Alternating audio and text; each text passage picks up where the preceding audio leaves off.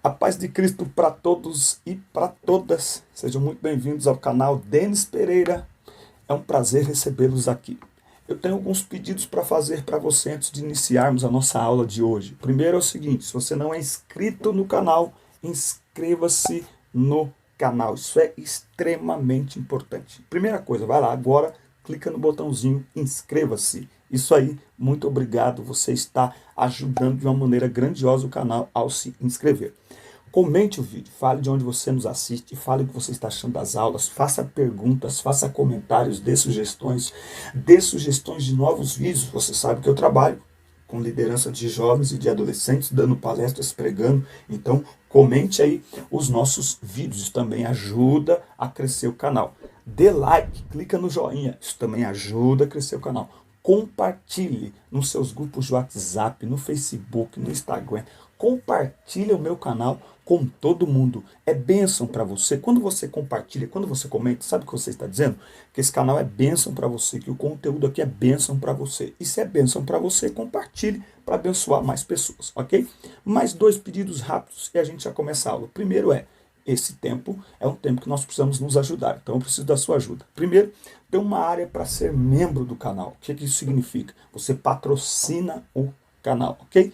Clique na área Seja Membro e veja os benefícios para quem se tornar membro do canal. E ao ajudar-nos, você está patrocinando e ajudando a manter esse trabalho no ar e também mostrando que ele é importante para você, para o seu crescimento espiritual. Na descrição dos vídeos, esse é o último pedido, eu vou colocar aqui um contato para você adquirir o meu livro para jovens e adolescentes com o tema 10 apps para uma conexão abençoada, não é? Apps é dicas, ok? É sobre relacionamentos, relacionar-se bem com Deus, consigo mesmo, com o próximo. Eu falo um pouco sobre questões de pureza sexual, eu falo sobre desejos. É um livro muito completo, é 80 páginas, é muito rápido de ler. Ao adquirir esse livro, você está me ajudando, você está ajudando a manter esse trabalho no ar, tá bom? Espero poder contar com vocês, que Deus vos abençoe. Bora para mais uma aula da EBD. Roda a vinheta.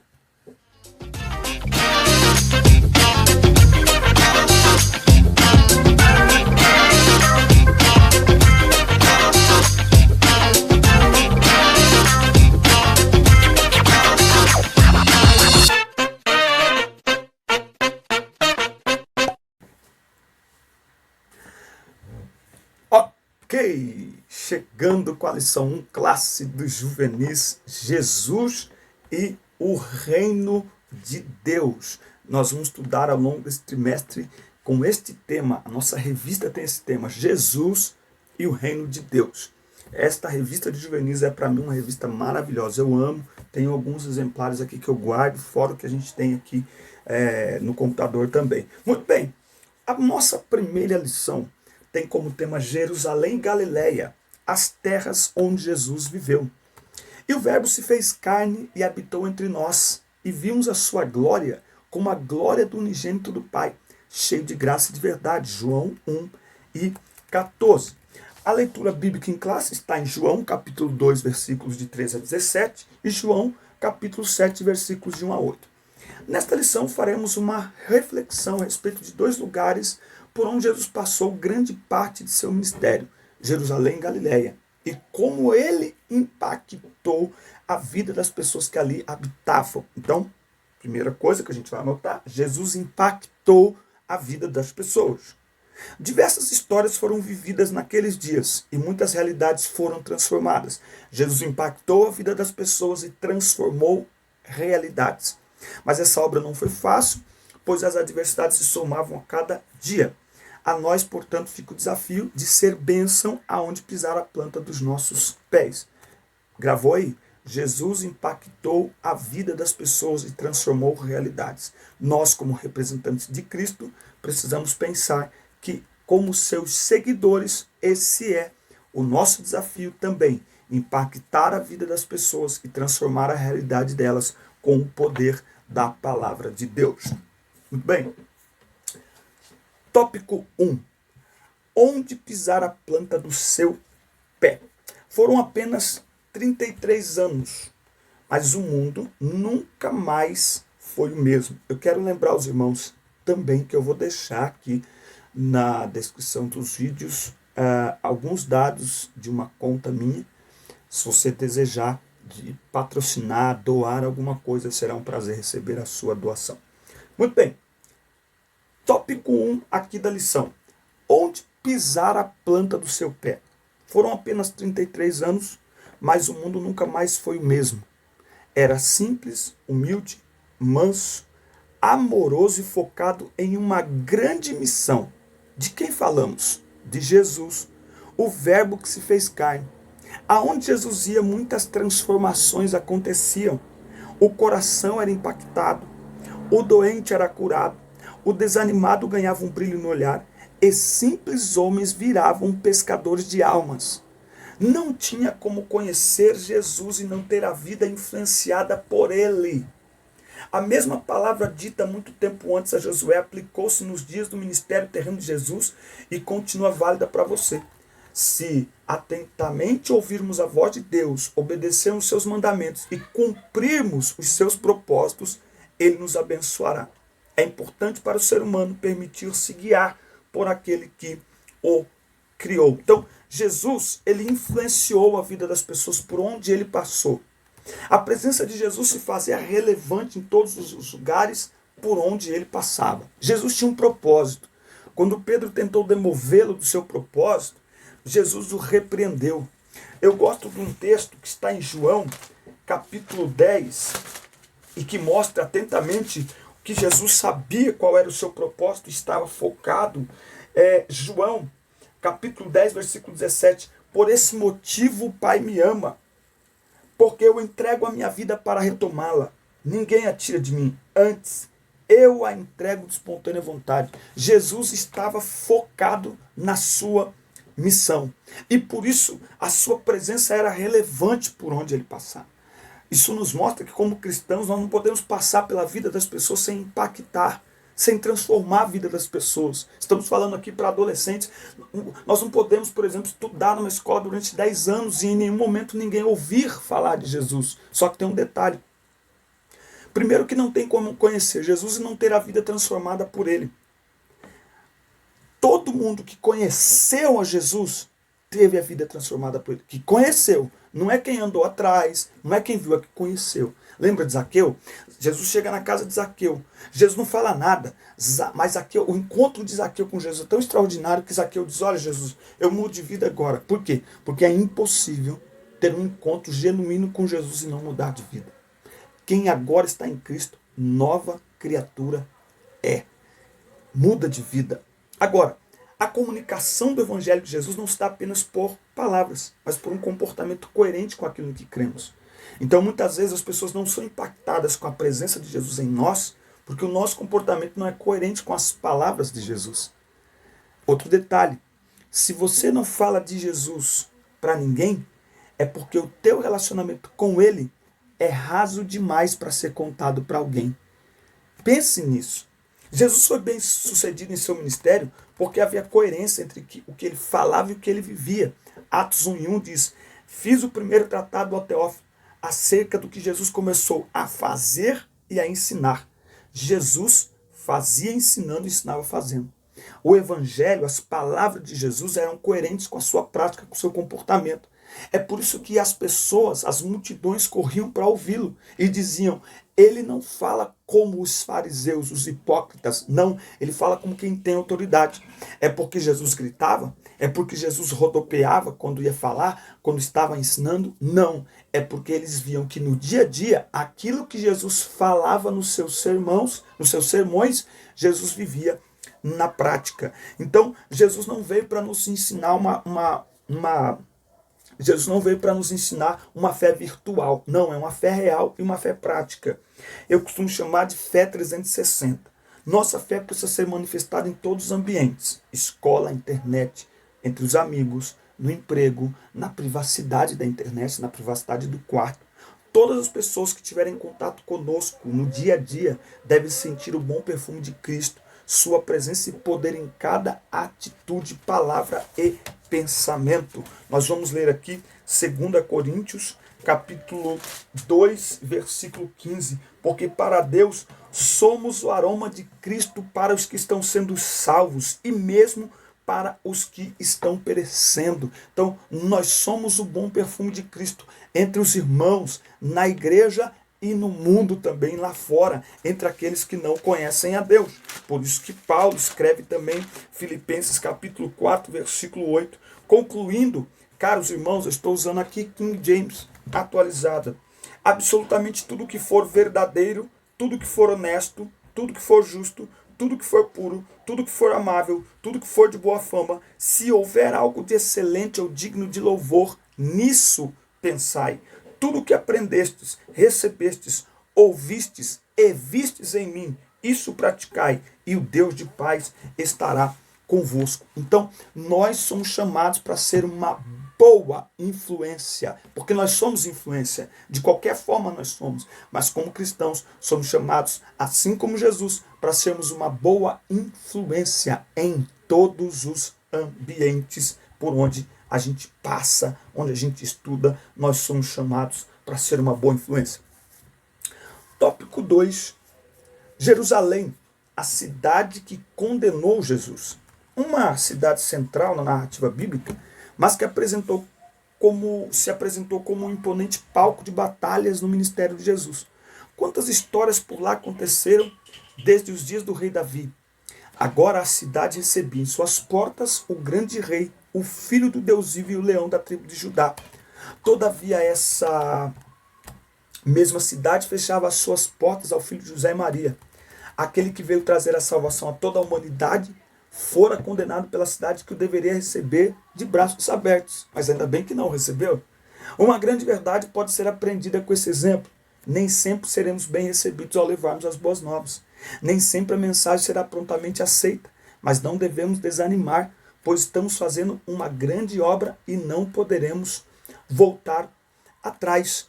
É verdade, Jerusalém deveria ter recebido Jesus, mas não recebeu, não o compreendeu. Jesus, no final de sua jornada, ele voltando para Jerusalém, ele chora muito. Por quê?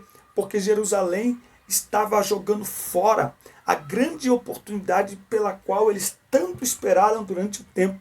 O Messias tão esperado foi rejeitado pelos judeus e por Jerusalém. A proclamação do Evangelho despertará simpatia em muita gente, mas muitos se sentirão ameaçados, porque o Evangelho confronta o pecado e o pecador. As palavras de Jesus confrontavam os líderes religiosos da época e o sistema religioso da época. Eu penso que se Jesus estivesse aqui hoje, muitos se sentiriam confrontados por ele também. Jesus diz, amai o vosso inimigo. A gente entra na rede social hoje, no Facebook, gente, está faltando fruto do Espírito e muito cristão. É um ódio exacerbado, literal, sobre as pessoas, os comentários, meu Deus do céu, o Facebook jorra sangue hoje. Que isso? É falta de Jesus. Mas se Jesus estivesse aqui hoje, pode ter certeza que ele seria duramente criticado também. Então, o Evangelho vai despertar a simpatia de alguns, mas vai confrontar outros, porque o Evangelho é luz, e a luz incomoda as trevas, porque quando a luz chega, as trevas perdem poder, perdem espaço. Talvez o maior desafio para nós hoje é não nos intimidarmos, assim como Jesus não se intimidou com aqueles que o rejeitaram. O Evangelho propõe uma nova vida ao homem, mas nem sempre as pessoas estão dispostas. O Evangelho é verdade, e nem todos estão dispostos a ouvir a verdade. Essa é a grande verdade. Por isso que Romanos 12:2 nos mostra que nós estamos na contramão do mundo. Isso é muito bonito, a gente faz hinos, a gente prega sobre isso. Mas já parou para pensar que andar na contramão é bater de frente? É provocar algum tipo de acidente? Ok? Então é bater de frente. Bateu de frente vai machucar.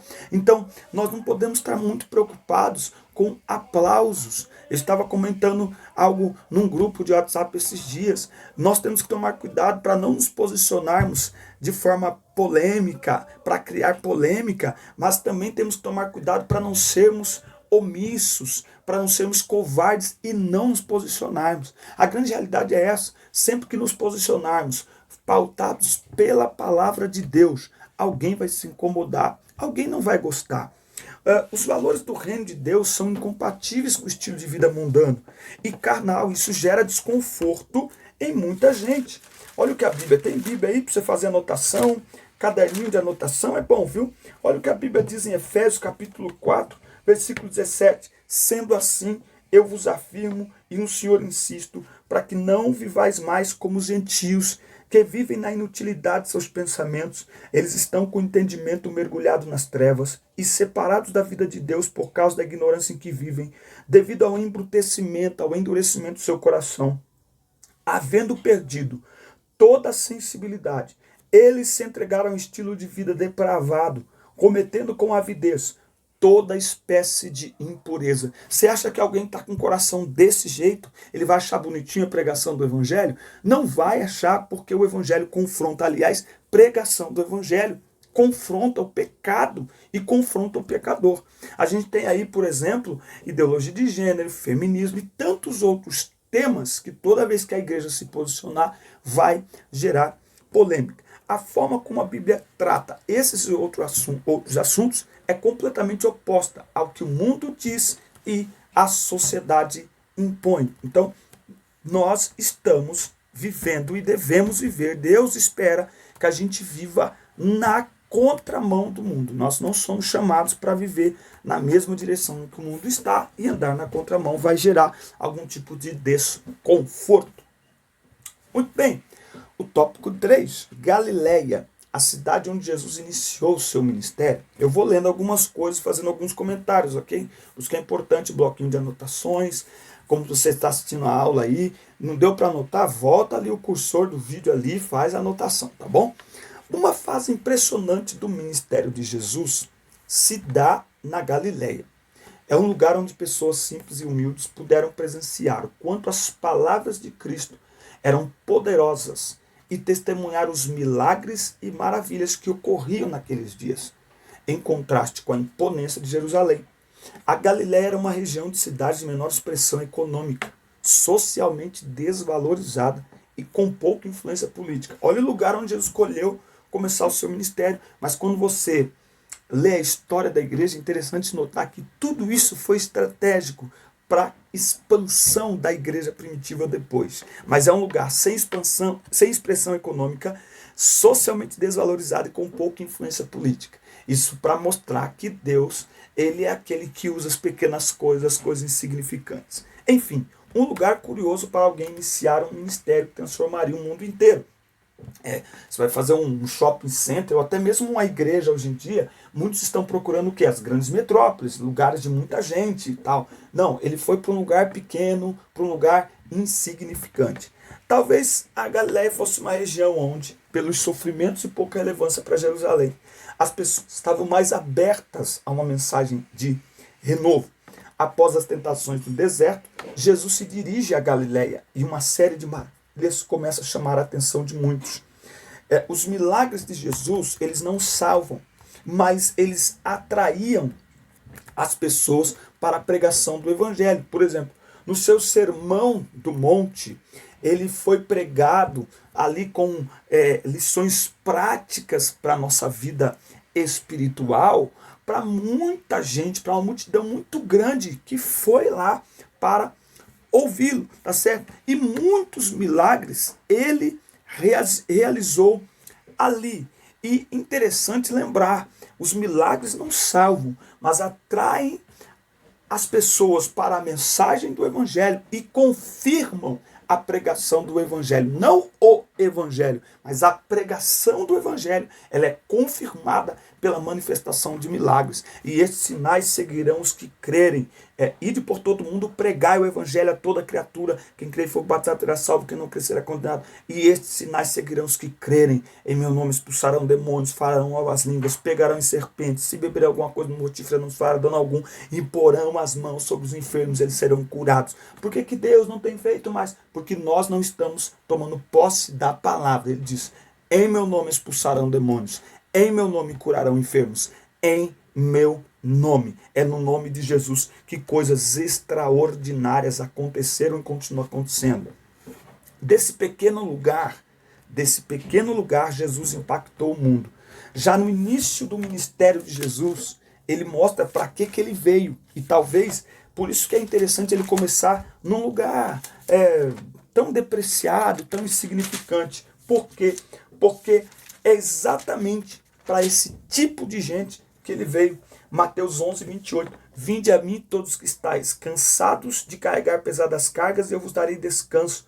Tomai vosso lugar em minha canga e aprendei de mim, porque sou amável e humilde de coração, e assim achareis descanso para as vossas almas, pois meu jugo é suave e o meu fardo é leve. Jesus aqui está falando, não é de carga física, é de carga espiritual. Jesus está falando aqui dos ensinamentos que os líderes religiosos da época colocavam sobre as pessoas, um ensinamento pesado que nem eles mesmos praticavam. E as pessoas já estavam cansadas das suas vidas miseráveis, e estavam cansadas ainda mais deste fardo espiritual. Jesus chega nesse ambiente e diz: vinde a mim. Quem?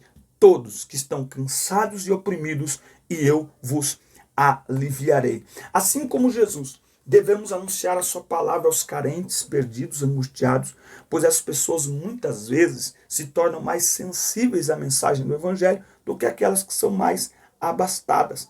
Lucas 19:10, na conclusão de toda aquela história, não é, de Zaqueu, Lucas ele vai dizer: porque o Filho do Homem veio buscar e salvar o que se havia perdido. Naquele ambiente, Jesus estabeleceu seu ministério entre as pessoas que mais precisavam. O Evangelho é um mendigo dizendo a outro mendigo onde encontrar pão. O Evangelho é uma palavra de transformação, é uma palavra de alívio para o pecador que já está sobrecarregado de pecados, que já está sobrecarregado de culpa. O Evangelho chega para trazer alívio. Jesus pega o fardo pesado e diz: para de carregar isso, eu já carreguei. Tudo eu já levei sobre a cruz, vai continuar carregando isso até quando? Eu já carreguei por você, solta isso e vem, que eu tenho uma nova vida, uma nova história para você. E falando de história, qual história é contada quando passamos por um lugar? Essa pergunta é também de um grande desafio. Sempre deixamos nossas marcas, em qualquer momento, experiência ou conversa, permitimos que o outro nos perceba e seja influenciado por nós. Assim era com Jesus seu ministério terreno. Por onde ele passava, algo de maravilhoso acontecia. Era impossível não se deixar tocar pela ternura de Jesus. Até os mais improváveis homens foram totalmente tomados por uma experiência ímpar de amor, paz e bondade. Veja dois exemplos. O primeiro é Malco, que em um momento de grande tensão descobriu o amor do mestre amado com um gesto extraordinário, quando Jesus pega a orelha que Pedro tinha tirado com a espada e coloca a orelha de Malco no lugar. O segundo é o ladrão que foi crucificado ao lado de Jesus. Então, por onde Jesus passou, ele deixou uma história de mudança, ele deixou uma história de transformação na vida das pessoas. Qual história é contada no lugar por onde passamos? Por onde nós passamos, todos nós influenciamos pessoas e comportamentos. Influenciamos para o bem ou para o mal. Nosso comportamento aproxima ou afasta as pessoas de Deus. E essa é a pergunta. O seu comportamento está aproximando pessoas de Deus ou afastando as pessoas dele? A nossa fé é digna de ser imitada pelas pessoas que nos cercam?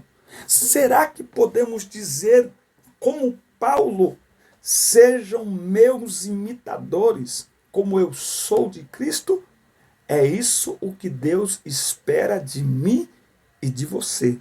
Uma fé digna de ser imitada. Uma fé digna de ser copiada. Por onde nós passarmos, o nosso desafio é aproximar as pessoas de Jesus. De que forma? Com um comportamento que faça as pessoas, ao ouvirem nossas palavras, ao verem as nossas atitudes, eles queiram saber, eles queiram descobrir o objetivo, a raiz, o porquê que nós somos da forma que somos. E eles vão descobrir que é por causa de Jesus. Se o nosso comportamento mostra que de fato nós somos dele. Que Deus abençoe sua vida. Essa foi mais uma aula. Que Deus abençoe tua casa, tua semana. Que Deus te abençoe no meio desta adversidade que nós estamos vivendo. Fique na paz e até a próxima aula. Deus abençoe.